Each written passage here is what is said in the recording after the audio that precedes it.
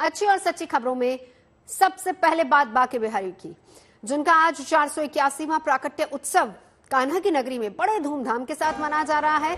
सुबह सवेरे सबसे पहले बांके बिहारी जी का 5 क्विंटल पंचामृत से अभिषेक किया गया और फिर विशेष श्रृंगार हुआ। इस खास मौके पर पहली बार बांके बिहारी को 108 किलो मक्खन का भोग भी लगाया गया है और इस मौके पर बांके बिहारी के दर्शनों के लिए देश के कोने कोने से लोग बड़ी संख्या में वृंदावन पहुंचे, जिन्होंने गीत संगीत और भजनों के साथ ठाकुर जी का प्राकट्य उत्सव मनाया।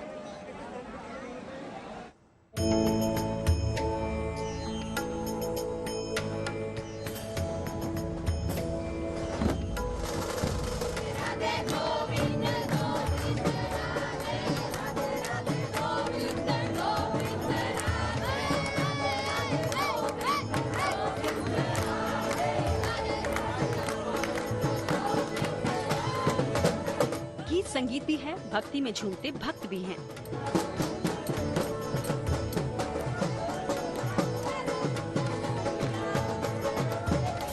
ढोल मंजीरों और जयकारों की गूंज भी है और शोभा यात्रा की रौनक भी है।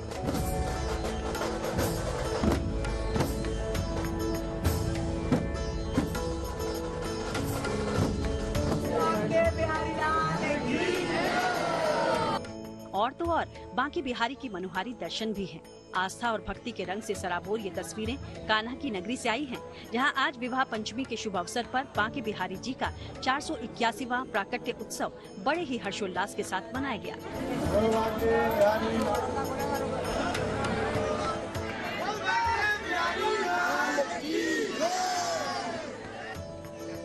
इस खास मौके पर सुबह सवेरे सबसे पहले निधिवन में 5 क्विंटल पंचामृत से ठाकुर जी का अभिषेक हुआ। उसके बाद उनका मनोहारी श्रृंगार हुआ और फिर बांके बिहारी को विशेष व्यंजनों का भोग लगाया गया, जिसमें पहली बार 108 किलो मक्खन का भोग भी शामिल रहा।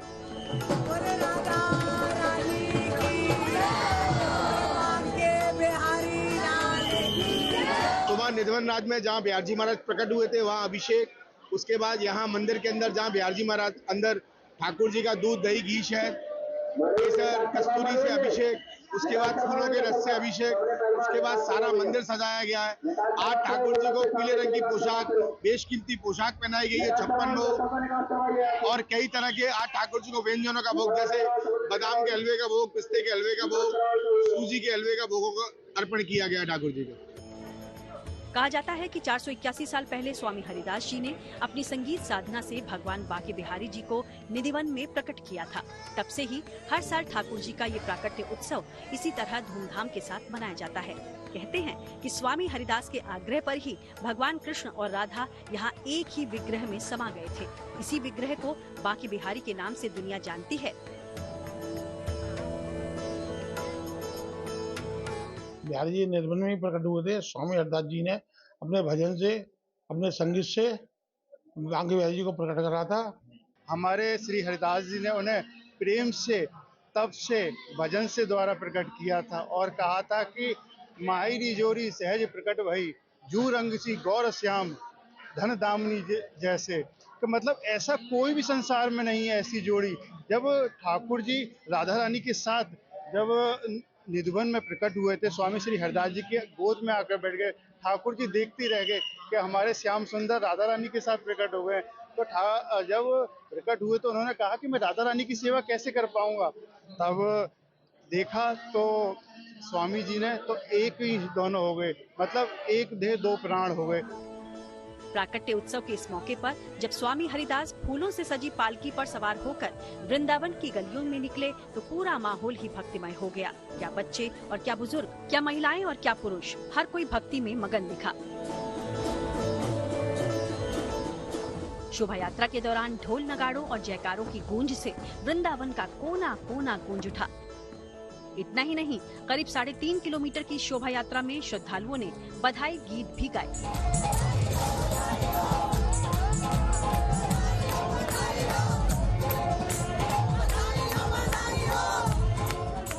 ठाकुर बांके बिहारी का 481वां प्राकट उत्सव मनाया जा रहा है और सुबह से ही निधिवन राज में उत्सव शुरू हो गए। सबसे पहले भगवान का पंचामृत अभिषेक हुआ, उसके बाद एक सवारी निकली जो भगवान के लिए बधाई लेकर बांके बिहारी मंदिर पहुंचे और मंदिर को आज बड़े ही भव्यता और दिव्यता से सजाया गया है और पीली सजावट की गई है आज भगवान में, क्योंकि बिहार पंचमी है आज का दिन। तो बिहार पंचमी को भगवान का प्राकट उत्सव हुआ था। इस उत्सव में शामिल होने के लिए देश के कोने कोने से ही नहीं बल्कि विदेशों से भी बांके बिहारी के भक्त दौड़े चले आए। प्राकट्य उत्सव के लिए वृंदावन में उमड़ी भक्तों की ये भीड़ ठाकुर जी के प्रति उनकी इस अपार आस्था को बयां कर रही है। कोई परिवार संग दर्शन करने आया है और दोस्त और रिश्तेदारों के साथ बांके बिहारी का आशीर्वाद लेने भी पहुँचा है। आज अगर हम ठाकुर जी के अपने दर्शन कर पा रहे हैं, ये उत्सव का आनंद ले पा रहे हैं, तो सिर्फ हमारे स्वामी जी की वजह से। आज हमारे स्वामी जी ने दुनिया का सबसे बेहतरीन जो तोहफा हमें आज ठाकुर जी के रूप में दिया, जिनसे सारी दुनिया परिचित है। आज बांके बिहारी जी का प्राकट्य उत्सव है, क्योंकि स्वामी जी ने अपनी अटूट आराधना से बिहारी जी को एक ऐसे रूप में दिया संसार को जिसमें राधा जी और कृष्ण जी दोनों का स्वरूप। वृंदावन में मौजूद बांके बिहारी जी का ये मंदिर श्री कृष्ण भक्तों के लिए आस्था का विशेष केंद्र रहा है, जहां बांके बिहारी जी अपनी कृपा दृष्टि से भक्तों को आशीर्वाद देते हैं। मान्यता है कि इस विग्रह रूप में भगवान के दर्शन से भक्तों की सभी इच्छाएं पूरी होती हैं। इसलिए बांके बिहारी के इस प्राकट्य उत्सव पर आज आस्था का ये सैलाब उमड़ पड़ा है। वृंदावन से मदन गोपाल शर्मा के साथ bureau report, good news today. और चलिए अब आपको लिए चलते हैं नेपाल के जनकपुर, जहां आज विवाह पंचमी के शुभ अवसर पर प्रभु श्री राम और माता जानकी का विवाह हो रहा है। और इस विवाह समारोह में अयोध्या से गए करीब 500 बाराती वहां मौजूद हैं, जिनकी मौजूदगी में वैदिक रीति रिवाज के साथ विवाह से जुड़ी रस्में निभाई जा रही हैं। श्री राम जानकी के विवाह को लेकर जितना हर्ष और उल्लास का माहौल इस वक्त जनकपुर में है, उतना ही रामनगरी अयोध्या में भी।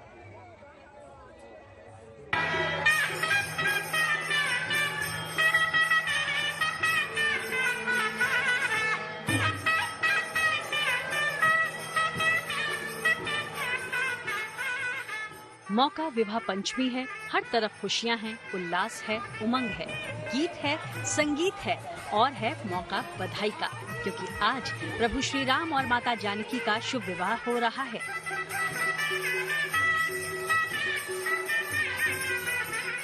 तीन तारीख को जब से प्रभु श्री राम अपने 3 भाइयों के साथ जनकपुर धाम बारात लेकर पहुंचे हैं, विवाह से जुड़ी रस्में शुरू हो गई और ये सिलसिला आज भी हर्षोल्लास के साथ विवाह पंचमी पर जारी है।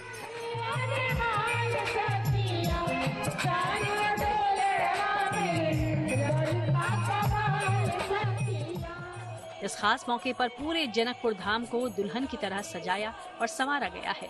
ये मनोहारी तस्वीरें जनकपुर धाम से ही आई हैं, जिनमें इस विवाह की भव्यता और दिव्यता को देखा जा सकता है।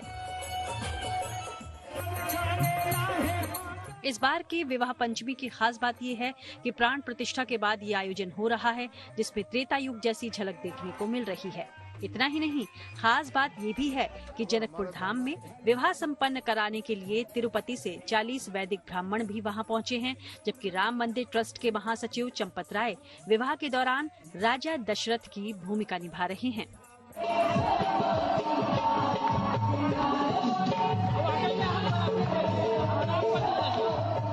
वैसे तो हर साल ही मार्गशीर्ष माह के शुक्ल पक्ष की पंचमी तिथि को अयोध्या नरेश और जनक दुलारी के विवाह की वर्षगांठ मनाई जाती है, लेकिन इस बार श्री राम जानकी विवाह को लेकर एक अलग ही खुशी जनकपुर वासियों में दिखाई दे रही है। मानो पूरा शहर ही इस विवाह उत्सव में शामिल हो गया है। क्या आम और क्या खास, हर कोई इस विवाह उत्सव का हिस्सा बनना चाह रहा है। कोई भजनों पर झूम रहा है, कोई जयकारे लगा रहा है और कोई विवाह से जुड़ी हर पल को अपने मोबाइल में रिकॉर्ड कर रहा है।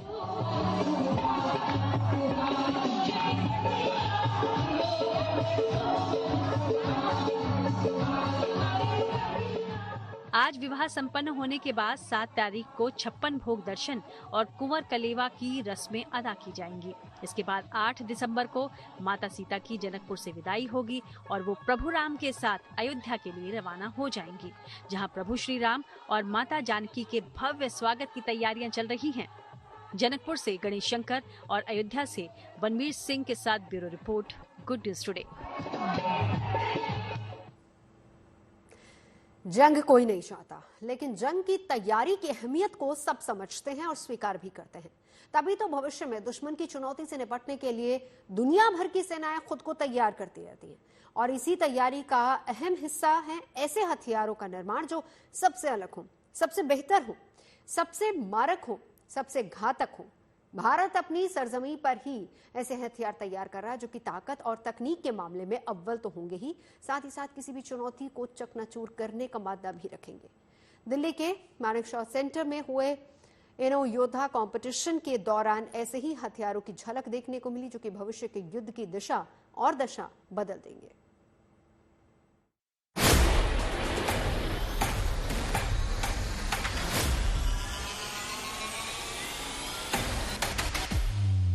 इलेक्ट्रॉनिक वॉरफेयर के दौर में चुनौतियों का स्वरूप बदल रहा है। एआई के साथ मशीनों के तालमेल से ऐसे ताकतवर हथियार तैयार हो रहे हैं जो नेक्स्ट लेवल के होंगे। ऐसे उपकरण बनाए जा रहे हैं जो भविष्य की चुनौतियों से निपटने में सक्षम होंगे। देश में ही ऐसे मशीनी बाज तैयार हो रहे हैं जो बारूद बरसाएंगे। इंसान की जगह मशीनें खुद ब खुद गोली चलाएंगी। वहीं ऐसे इक्विपमेंट्स का आविष्कार हो रहा है जो कई किलोमीटर दूर बैठे दुश्मन की आहट भी सुन लेगा। सरहद पर जवानों को जिन परेशानियों और चुनौतियों का सामना करना पड़ता है, उनसे निपटने के लिए अब देश में ही ऐसे उपकरण और वेपन तैयार किए जा रहे हैं जो नेक्स्ट लेवल के होंगे। इन हथियारों और उपकरणों को सेना के जवान ही तैयार कर रहे हैं। भारतीय सेना की इनो योद्धा 2024-25 के प्रदर्शनी की ये झलक है, जिसमें इस बाज अटैक ड्रोन ने सबका ध्यान अपनी ओर खींचा है। देश में तैयार हो रहे इस ड्रोन को लेकर दावा है कि ये आसमान से बम ही नहीं बरसाएगा, बल्कि ये रॉकेट लॉन्चर तक दाग देगा।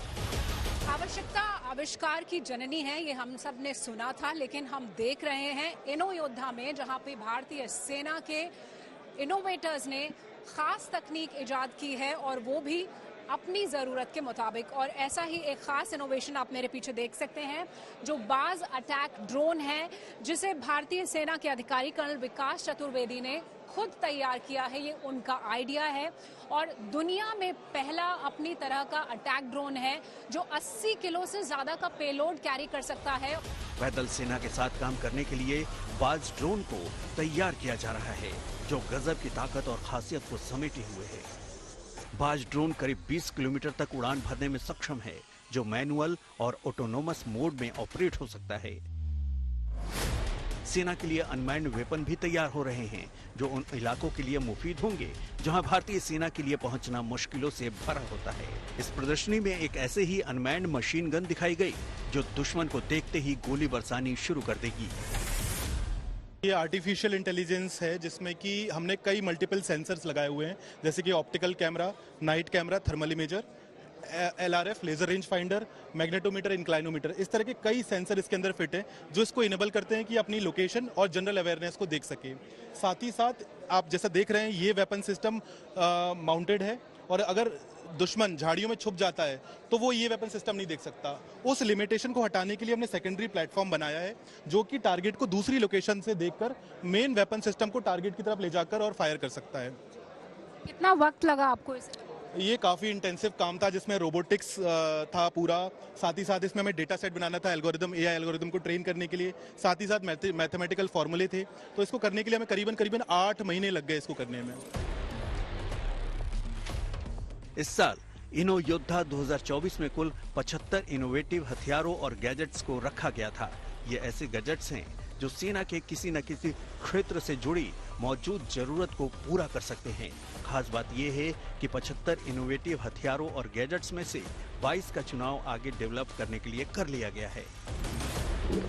In the Joint Commanders Conference, Raksha Mantri ji told us that we should look for low cost, high technology alternates which are required because the technology which we have to get from the other countries is very costly and cost prohibitive. Therefore, in the era of technology absorption of Indian Army for year 2024-25, this was very, very critical for us to develop the innovations which will give us long-term dividends. And the ones which we are seeing today, I'm very happy to say that this kind of initiative where you find all the younger generation and especially the junior NCOs also playing an important role, junior NCOs and JCOs, it means that Indian Army is going to have a major technological leap in days to come. भविष्य की चुनौतियां कैसी होंगी, मुसीबत का स्वरूप कैसा होगा, मुश्किलें पैदा हो गई तो उनसे कैसे निपटेंगे, इन सब कयासों को लेकर नए स्वरूप के साथ नए हथियार और उपकरण तैयार किए जा रहे हैं जो खालिस मेड इन इंडिया होंगे। दुश्मन पर वार करने से पहले उसकी हर हरकत और चाल को जान लेना जरूरी है और इसीलिए भारतीय सेना के इस खास नवाचार या इनोवेशन में इस खास तकनीक का ध्यान रखा गया है और यहाँ बनाया गया है रिमोट सिग्नल इंटरसेप्टर, जो दुश्मन की किसी भी गतिविधि पर बिल्कुल पैनी नजर बनाकर रख सकता है और बिना उसे पता चले। और ये खास तरह का इनोवेशन किया है कैप्टन अनुज दीक्षित और सूबेदार आमरे नितिन ए ने। जो ये इनोवेटर्स हैं वो हमारे साथ मौजूद हैं, इन्हीं से बातचीत कर लेते हैं कि आखिर क्या खास है और क्यों इसकी जरूरत पड़ी। कैप्टन अनुज, क्यों ये बेहद खास प्रोजेक्ट है, कैसे आपने इसे बनाया और इसकी जरूरत क्यों है और कैसे गेम चेंजर? मैम, सबसे पहले मैं आपको बताना चाहूँगा कि ये गेम चेंजर क्यों है और क्यों ज़रूरत पड़ी। अभी हम लोग जानते हैं रशिया यूक्रेन वॉरफेयर के बारे में, और जो अभी इसराइल की बात हो रही है कि इसराइल कैसे पता चल जाता है इसराइल को कि हमास ने यहाँ पे बैठा हुआ है, वो ये काम करने वाला है, वो यहाँ अटैक करने वाला है, वो सिर्फ इंटेलिजेंस से है। और वो सिग्नल इंटेलिजेंस जो वो पकड़ता है उसकी कैपेबिलिटी हमारे पास है, अभी भी है, बट हम इस RSI रिमोट सिग्नल इंटरसेप्टर से उस कैपेबिलिटी को इतना बढ़ा देंगे कि हम लोग हर एक गतिविधि जो हमारे विरोधी की है, जो बॉर्डर के उस पार बैठा हुआ है, उसको हम 24/7 365 दिन सुन सकते हैं। वो कौन सी गतिविधि कर रहा है, कहाँ जा रहा है, कब उसका कौन सा ऑपरेशन प्लान है, और वो अगले मिनट चाहे सुबह हो, शाम हो, रात हो, वो क्या कर रहा है, हम पूरा उसको डेटाबेस बना सकते हैं। देश में टैलेंट को निखारने के लिए कोशिशें तेज हैं। सरहद पर हालात कैसा होता है, किन परेशानियों से देश के जाबाजों को रूबरू होना पड़ता है, ये उनसे बेहतर कोई नहीं समझता। अब उन्हीं जरूरतों के हिसाब से खुद ऐसे हथियार और तकनीक इजाद किए जा रहे हैं जो दुश्मन के दांव से 4 कदम आगे होंगे। दिल्ली से शिवानी शर्मा के साथ bureau report, good news today. और अब चलते चलते बात अगले साल लगने जा रहे महाकुंभ की। प्रयागराज में 13 जनवरी से शुरू होने वाले महाकुंभ को लेकर जोर शोर से तैयारियां चल रही हैं।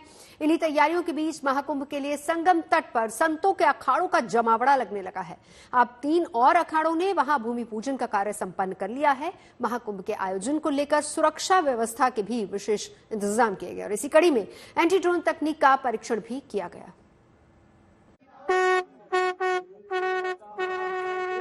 सूर्यो देवता चंद्रमा देवता देवता मरुतो देवता। महाकुंभ को लेकर चल रही तैयारियों के बीच अखाड़ों के भूमि पूजन का सिलसिला भी जारी है।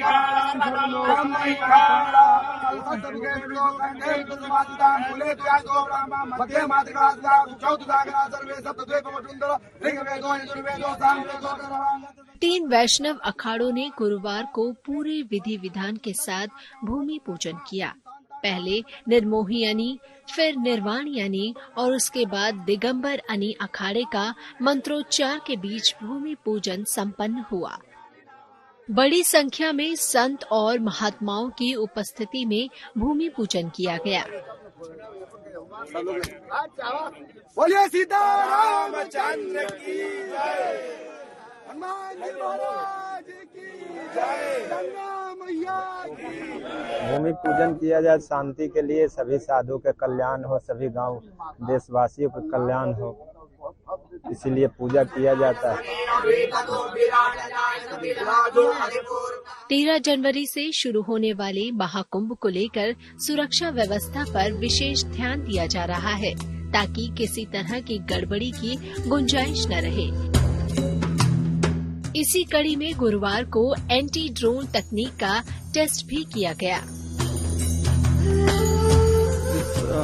एंटी ड्रोन सिस्टम की जो रेंज है वो 10 किलोमीटर के दायरे में कोई भी ड्रोन अगर उड़ रहा होगा तो उसकी सटीक जानकारी देता है, और इसमें एक राडार भी लगा हुआ है जो 5 किलोमीटर के दायरे में किसी भी तरह के ड्रोन्स उड़ रहे होंगे उनकी जानकारी देता है। साथ ही में उन ड्रोन्स को हमें अगर जैम करना है तो उसके लिए हम एक एंटी ड्रोन जैमर भी इस्तेमाल करते हैं जो 3 किलोमीटर के दायरे में किसी भी तरह के ड्रोन्स को प्रवेश नहीं करने देता है, और साथ ही उसके ऑपरेटर की और ड्रोन के बीच में जो संपर्क चल रहा है उसको बंद करता है और किसी भी तरह से उसको और आगे जाने से रोकता है। इस एंटी ड्रोन टेक्निक के जरिए महाकुंभ में अवैध तरीके से इस्तेमाल किए जाने वाले ड्रोन की निगरानी के साथ साथ उस पर काबू पाना भी संभव हो पाएगा। या तो ड्रोन ऑपरेटर के पास वापस जाएगा या फिर गिर जाएगा और उस ऑपरेटर को भी पकड़ा जा सकेगा। तो ड्रोन अब आम आदमी के भी हाथ में आ गया है। तमाम मीडिया इन्फ्लुएंसर्स यूज करते हैं, प्रोफेशनल्स यूज करते हैं। एक तो ये है कि माननीय न्यायालय की गाइडलाइंस के अनुसार फोटोग्राफी पर प्रतिबंध है। साथ ही साथ ड्रोन्स कभी कभी अच्छा काम करने के साथ साथ नुकसान भी कर सकते हैं। कोई ऐसे शरारती तत्व हैं उनका दुरुपयोग कर सकते हैं। इस सब को देखते हुए महाकुंभ 2025 में एंटी ड्रोन सिस्टम की बहुत ज्यादा आवश्यकता है। पुलिस के मुताबिक कुछ दिन पहले भी ऐसा ही टेस्ट किया गया था और एक बार फिर टेस्ट किया गया है। इसके रिजल्ट को देखने के बाद इसे महाकुंभ में इस्तेमाल किए जाने को लेकर फैसला लिया जाएगा। Bureau report, good news today. खबरें सच्ची होनी चाहिए, अच्छी खुद ब खुद लगती हैं। Navjot Randhawa signing off. आप सुनते रहिए गुड न्यूज, देखते रहिए गुड न्यूज टुडे।